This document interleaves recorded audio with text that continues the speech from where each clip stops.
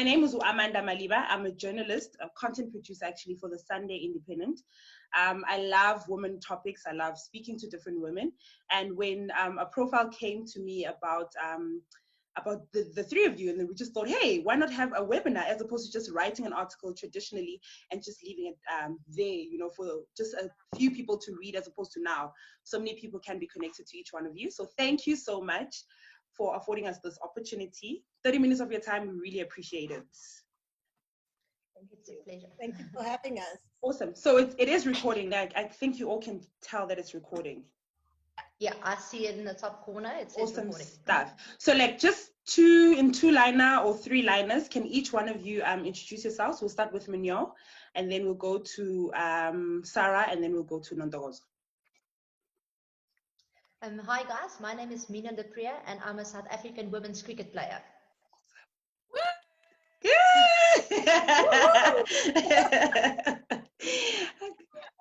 Sarah. Hello, my name is Saray Khumalo. I am the first Black African female to summit Everest as well as ski to the South Pole. I'm also an executive at Momentum Multiply. Sure. Woo! Girl. We're our own audience. Guys. Yes, yes. Hi, my name is Nontokozo Madonsela. I'm the Group Chief Marketing Officer at Momentum Metropolitan Holdings. Awesome. So each one of you ladies, I mean, hold such very important and prestigious positions and have done things that have broken the stereotype, I would say, you know, that women can't do this and women can't do that. Let's start in the same order again. I mean, can you just tell us about what it means to be a trailblazer in your industry, and what kind of barriers have you broken? Do you think you have broken alongside many other women that have followed suit or are in the same business as you are? I think for me personally, to be a trailblazer does not necessarily mean I have to revel in all my achievements, but it means looking back and enjoying how far I've come as a well-rounded human being, not just a cricketer, but also a role model for young girls.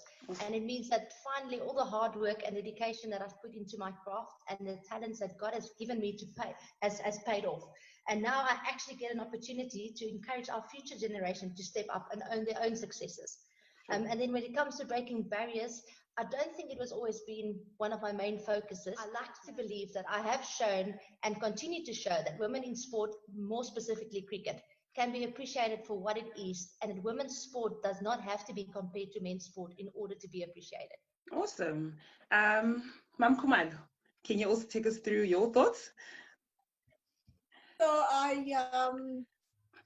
in terms of a trailblazer, I don't know. I've been given that title. I suppose it's because I constantly push boundaries. I like to just a little bit outside of my comfort zone and seeing how much I can do.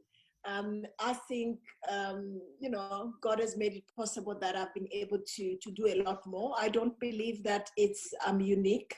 I'm following the footsteps of women of 1953. They paved the way for us, and I am just grateful to play a small part in paving the way for those that are coming before me. It is also an exciting time where, you know, within the corner of where I'm playing, I know that those that will come after me, I will be able to say, I can do it faster, not question whether can I do it or can I not.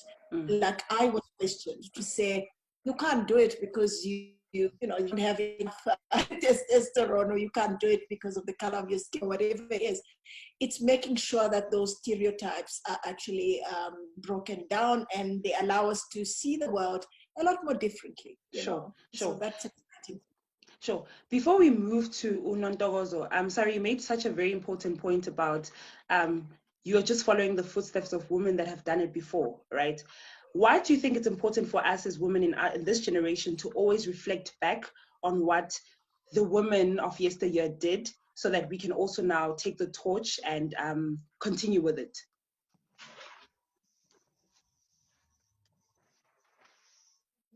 That's to Sarah, right? Yes, to Sarah. Oh, I thought yes. it was to No, we're still with you. We're still with you. Sarah. Yes, what is the question again? I apologize for No problem. The question is, you just made mention of how you're reflecting back to the women of yesteryear, right? That we're not the first. We're just picking up on a journey that has been started by our ancestors, so to say. Why is it important for you to always make reference, or even for us? I mean, I could be younger than all three of you ladies. Why would it be important for an Amanda to always make reference to the women of yesteryear, taking their journey with me and with us as we move along into the future as women of South Africa? I think it goes back to Ubuntu, you know. We are who we are because of those around us. Mm-hmm. One of the things that Everest has taught me is nobody gets to the top of the world on their own.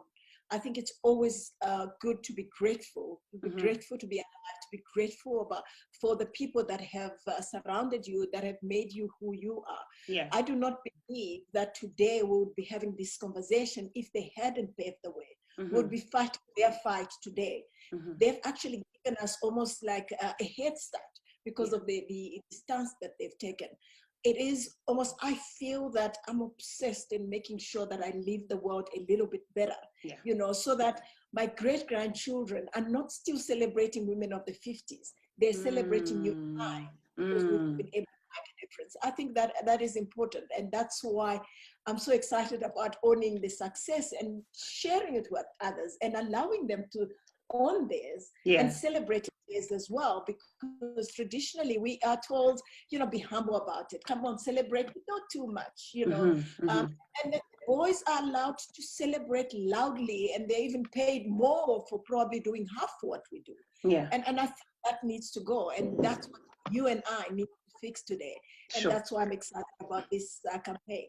Awesome. Nontokozo, hi. Sure. Just tell me about, now we're going to go back to the question of being a trailblazer. Do you confidently and outright, you know, own the title of being a trailblazer in your sphere? And I mean, I'm going to pick on what Sisara just said right now about us owning it, you know, owning and being loud and proud about our successes. First and foremost, just being a trailblazer in your industry, do you own it? Do you love it? Are you proud? Are you loud about it, as you should? So interesting you ask me that. You know what? I am a passionate leader. I'm a passionate marketer. So I do, you know, take on the microphone, but never to say, look at me, I'm trailblazing. I pick up the microphone, bring attention to the work, to bring attention to the campaign, to bring attention to the solutions we're bringing as, you know, Momentum and Metropolitan.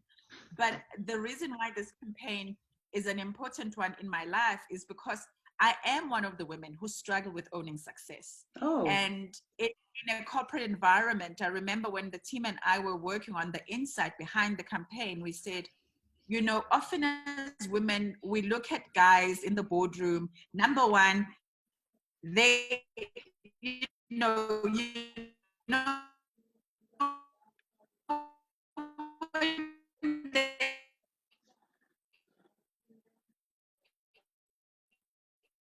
as a chairperson of the meeting, what they're talking about, we have this sense of good girls wait their turn, good girls stand in queue politely until somebody makes a way for you. So this topic of owning the conversation and owning success and boldly doing so is an important one for women like all of us on this call right now and all of South Africa.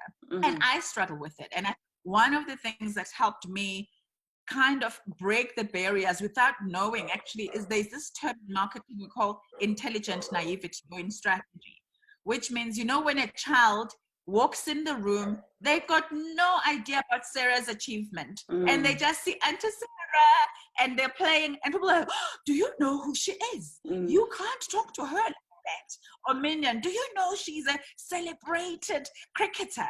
And the kids are naive. So I think sometimes it helps to be naive to power, to be naive to position.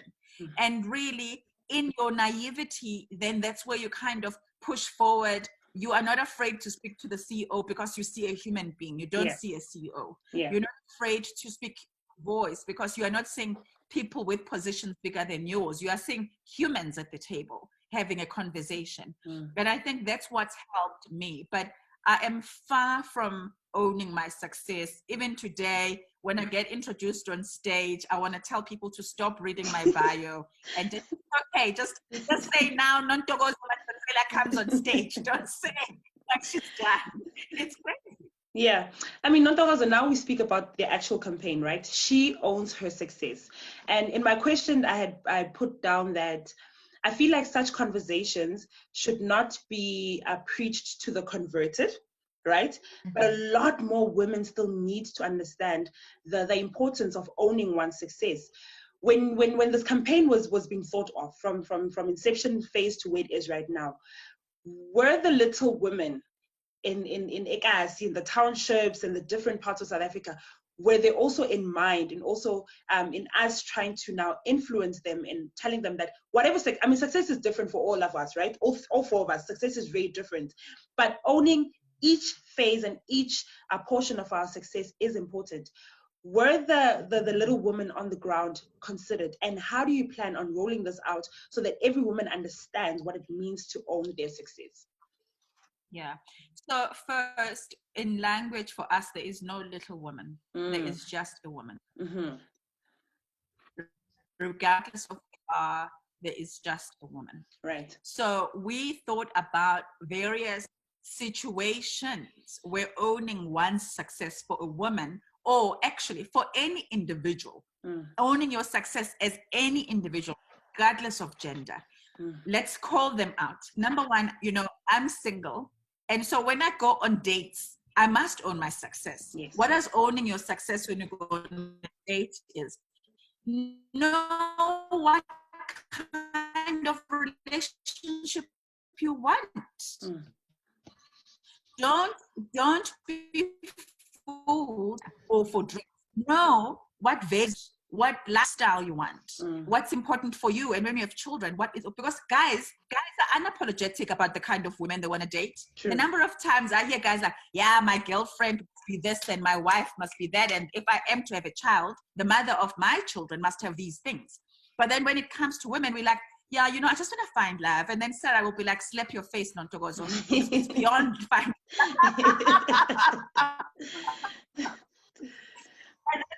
So that's that scenario, and any woman can relate to that. Yeah. The other scenario is when you are when you are leading, whether you are leading a small business, a big business, or you are in the C-suite in corporates. When you are standing in front of people you are leading, you've got to own your success, and that can be any woman. When you are negotiating contracts, Mignon has got to negotiate her fees. She's got to up and negotiate her contracts. If a brand says, we've seen you in cricket and we love what you stand for, she's got to walk into a meeting room with a number in mind. Yeah. So it's all of them. We have brokers in our business. And if you, Amanda, have got R1 million and you want to get a broker to help you invest your money, first you're going to ask, where have you been successful, Mr. Broker or Madam Broker or Miss Broker, in running big money, in running big funds? So they've got to kind of brag and talk about their accomplishments to you in order for you to be confident actually that I can trust this broker with my money. Sure. So there are all of these scenarios, and we can think of many where owning your achievements and having your story straight is important. Sure. And I've seen also when I interview people, do you know that 9 out of 10 times when you interview a guy for any job and they talk about money, they are ready with their numbers. It's not an uncomfortable topic at all. The number of women I have personally interviewed, when it gets to, so what are your salary expectations? Yeah, you know, like just, you know, and then the answer becomes, I mean, we can talk. I mean, I just would, no, I would love an opportunity to learn and grow. A lot of women are stuck in, I want to learn and grow.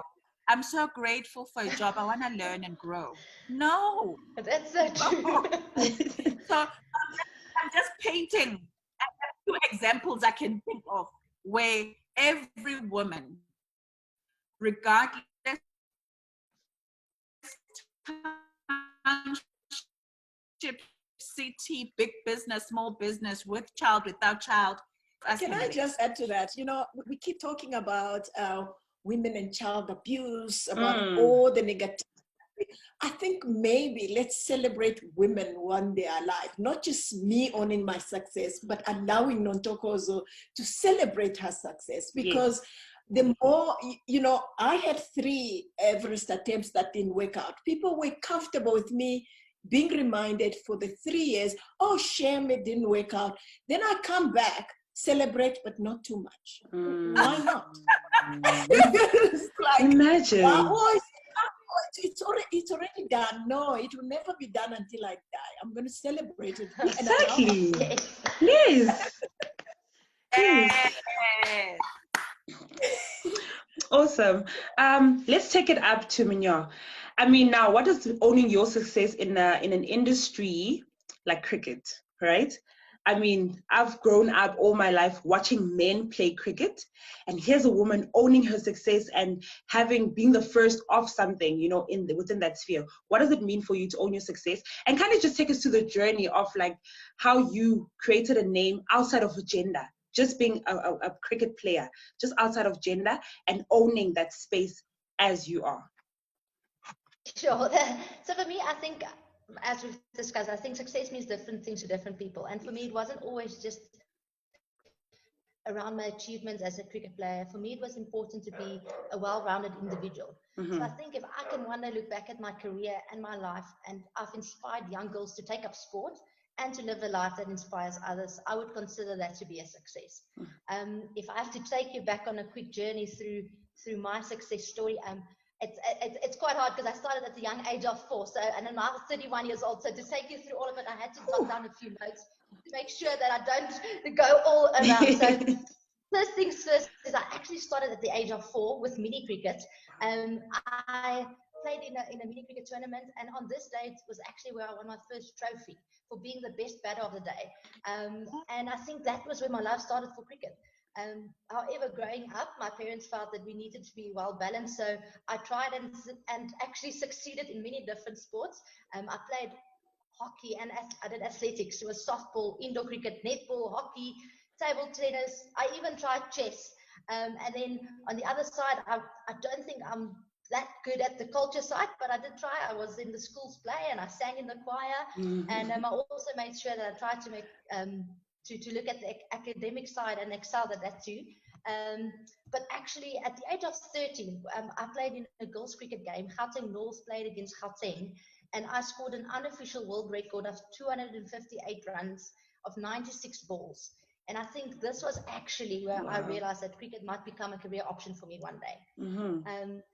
I then continued playing, and in 2007, in my matric year, I finally got my call up to play for South Africa against a tour against Pakistan. And then during this tour, I made my debut 50 in one of the games, and I then actually became a permanent member of my career. Women's cricket was not professional just yet, so I had to decide to go and study. I was fortunate enough to study marketing at the University of Pretoria. I was part of the Golden Key member program, and I actually got my BCom marketing honors degree cum laude. And then in 2011, I was awarded the captaincy. I think this was probably one of the biggest highlights of my career. And then in 2013, it was the first time that women's cricket in South Africa became professional, and I was the first contracted women's captain. Awesome. I am currently still the most capped women's cricketer in South Africa, with over 5,000 international runs and 96 caps as captain. So I've been very fortunate to be invited to play in T20 leagues around the world. I've played in the Women's Big Bash League in Australia and the Kia Super League in England. And then in 2019, I actually became the first women's cricketer around the globe to have a gate named in her honor at an international cricket venue. So you can actually see the Mignon du Preez gate at Supersport Park. Yes, girl! Which is quite special. And then earlier this year at the T20 World Cup in Australia, I actually became the first cricketer, male or female, to reach the milestone of playing 100 T20 internationals for South Africa. So that was pretty special. I actually kicked the boys' butt. And then last few things is during the recent Solidarity Cup that was played during lockdown, I was actually the first female cricket coach in South Africa to coach a professional men's team. And then lastly, I'll cut it short, at the recent Cricket South Africa's award ceremony, I won the award called the Streetwise Award, and that was actually contested this year between male and female players for the first time ever. Wow. And this award was given to an individual that epitomizes what it means to push the boundaries for their team. So that's currently where I'm at, and I think that it's quite a mouthful. Yes, I mean, now adding on that, I mean, your entire story for me also tells me of a woman that has been given options, you know, and I feel like as women, sometimes we're not given options. You move from cricket to do other things up until you found what you wanted to do. Looking back on your journey, how important is it for now, where every industry must give a woman opportunities until we choose what we want, not to be told what to do? Like, women belong in the kitchen, you know, but just to be given options until we find what we want. How important is it for us? I think it's extremely important, and I think the biggest thing for me, fortunately, I had a very strong support structure. So I was fortunate that I had parents that supported whatever I wanted to do, and they actually encouraged me to try different things. So I think maybe as women in general, we need to stand together and encourage other women to try different things and not be scared to fail. I think, like Sarah mentioned, she tried Everest 3 times before she succeeded, and that's okay. And I think sometimes we think if you don't succeed the first time, you're probably just not good enough. And I think also, even in the sporting career, if I have to look back at how many closed doors and how many opportunities that failed and how many ducks I scored before I scored sunrise, I think it's endless. So the biggest thing is, I think once we have a stumbling block, we shouldn't see it as a stumbling block. We should see it as a stepping stone and use it to move forward. Yes, girl. Sarah, coming back to you. Now, I love the idea of what She Owns Her Success is about. I'm one of those women who, you know, would champion it because owning one's success is so important. I'm learning from all 3 of you ladies. But for you, how important is it to be part of this campaign? And what kind of, what story do you want to tell, you know, the next young girl, Amanda over here, you know, about owning your success and about championing or being part of such a campaign? I think it's important to own your success, but I want to add something, that you need to own the challenges that you actually face as you own the successes. And I also would say that own it loudly and free other women around you to own it too. I also believe that it's only if we see others owning it and owning it so loudly on the platform, we all would aim higher, because it's a good thing to have. If we are constantly told that be humble about it, or you don't talk about it, then why bother doing it anyway? You know, I think we work so hard, and I think it's important to celebrate. This is almost like a part of celebrating the achievement and then going for the next one. I also feel that it's important what Nontokozo mentioned, to say it doesn't matter which women they are, because success, as you rightly pointed out, is different for everybody. Yes. If you are better than you were yesterday because of the little work that you put in, girl, celebrate, you know, own it, because then you aim to do even better tomorrow. Sure. I think it's just important for our girls, and also, you know, especially African children. I travel a lot around the world. If you look at our boys and even American kids, it's very easy to say, you see, this is what I've done, you know, even if they're so mediocre, but they just own it. They intimidate a child that's coming from a humble yourself background, who is just equally talented. And that needs to go, because the world is no longer as separated as it used to be. It's a global village. And our children cannot afford to be second-class citizens in this global village. Sure. Awesome. I love that answer. Nontokozo, now being on the other side of the campaign, I mean, you know how it started from inception, and you obviously were part of selecting the women. Now, as a woman itself, championing such a campaign, you know, is Momentum also aiming at collecting different stories of women, and how do you aim to now bring it across different women so I can know about it, and Sarah can know about it, Mignon can know about it, and Umama wase Proteas can know about it. How do you plan to now roll it out so everybody is part of this campaign? So this is our second year, and already what we did last year pales in comparison to what we've done this year. Sure. So one thing, a lot of brands and a lot of businesses celebrate Women's Day on the 9th of August. Yes. We celebrate Women's Month. So the whole month, our calendar is dedicated to this focus. The second part is through our media buying. We've made sure that we have some print. So we featured on Business Day a couple of days ago. We hope that if you are a Business Day reader, you saw what we did on Business Day. We've done a lot of activity on our social media platforms, Momentum_ZA or Momentum ZA, Twitter and Instagram and Facebook. There's been lots of content. We got Lebo Mashile to write a beautiful, inspiring poem that kind of embodies what it means to own your success as a woman. It's been distributed and it's for every woman to hear. And then what we've also done, we've sponsored G's Awards. They're as next week, Monday, filming today, public announcement on Monday. Again, another platform. We've partnered with various media to push the narrative around what women conversations should happen, or what conversations should happen about women owning their success. Sure. So we've kind of got all of these, but we don't want it to end in August. So we are already with the team thinking about how do we keep this conversation continuously going. When the team, Momentum Proteas women's team was playing their World Cup, we sent them beautiful images, and it was all grounded on owning your success. So it's not just it's not a little blip in the calendar. All right. And I also I want to say one of the things in terms of what owning your success gives one, building on Sarah, it is a huge confidence booster. Yes, it's a huge booster. Just do it for yourself. Because as women, we are our biggest critics. Yes, we are. So you're gonna be done with talking to us now. Then you're gonna be like, yeah, maybe I should have. I don't know. My camera should have been clear.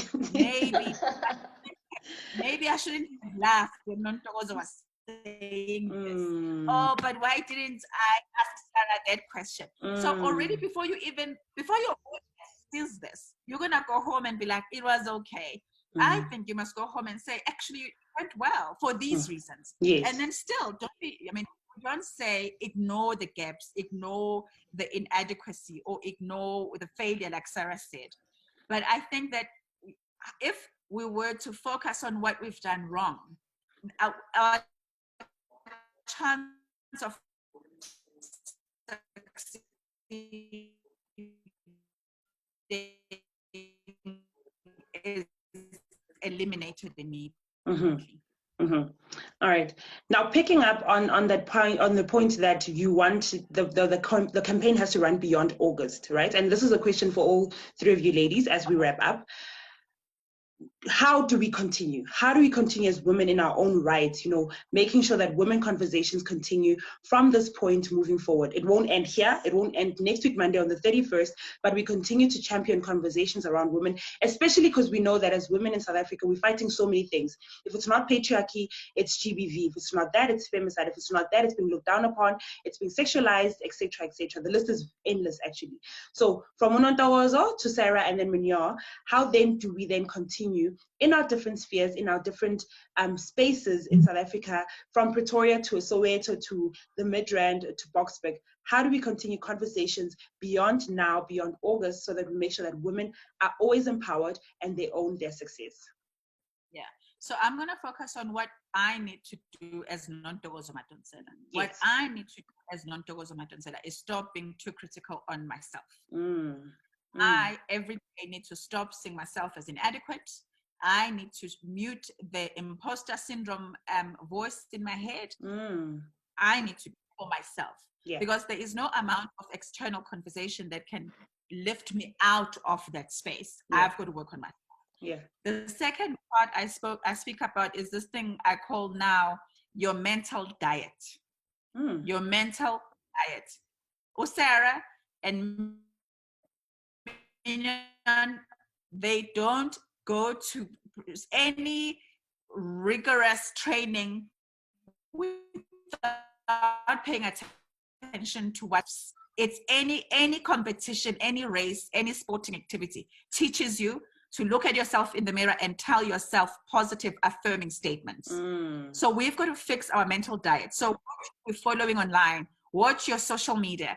You know, Twitter is actually too heavy sometimes for me, but I want to read like posts. I want to be inspired. I want to be motivated. I want to hear from other women who are winning, who are making things happen for China, Nigeria, Kenya. They can be anywhere in the world. Yes. And then I think the third part for me is find your tribe of women. I know there are tribes we drink champagne with each other. I know there are tribes for just any regular stokvel. There is a tribe you go on holiday with the school. Everybody's got a tribe for something. Yeah. I think actually tribes that will make us feel good about ourselves. We're a tribe where positivity and encouragement is the center of the agenda. Yeah. Yeah. All right. And for Nasara? I love that. Let's add the hiking tribe then. So one thing that Nontokozo, you do well that you did mention is you actually changed the M in the momentum for the month of August into W. That is like, whoa. More corporates to actually stand up and celebrate women in that way. I think if we celebrated a lot more, a lot of this negativity that's happening is going to reduce, in my opinion. How I'm going to celebrate it is something that I do religiously. I don't go around and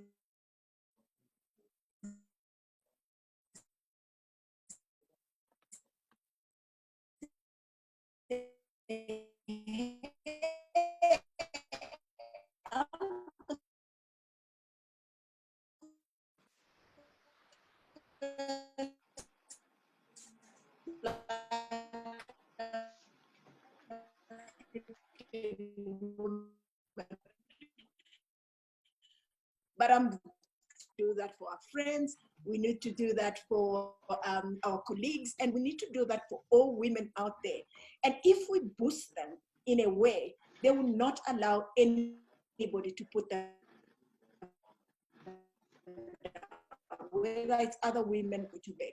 If I look at history, I see a lot of amazing women that have been erased from history. Why? Because we're not talking about them. And this generation, we are not going to be erased from history because we need to talk about each other and not just about ourselves. Sure.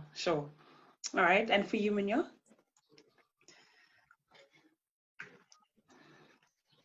I think for me, but I think one of the biggest mistakes that I've personally made is probably by thinking that when we're fighting for equality for us in sport, that we need to compete against the male counterparts. And that's not the case. I think we need to get women's cricket to be appreciated for sports in its own right, because I think that's exactly what it is. I might never be as skillful as an AB de Villiers, but I might just be as skilled as a Mignon du Preez. As a women's cricket player, I'm just as good as anybody in the world. So I think that's one of the mistakes we've made in the past is when we try to fight to get gender equality in sport, they still want to compare us to males, and it's not the case. I think women's cricket, and especially at this current stage globally in Australia, it's been exploding exponentially, that women are appreciated for their own skill, and that would be something that I hope that we can get right here in South Africa soon. Awesome stuff. Thank you so much, ladies. I had a bit of glitchy issues, but we got everything. It's all recorded. Thank you so much for affording me the time to just speak to 3 amazing women, as young as I am. Speaking to the lovely ladies. Appreciate it so much, and have a great afternoon further. Thank you, Thank you, and thank you for the Thank you. All right, bye.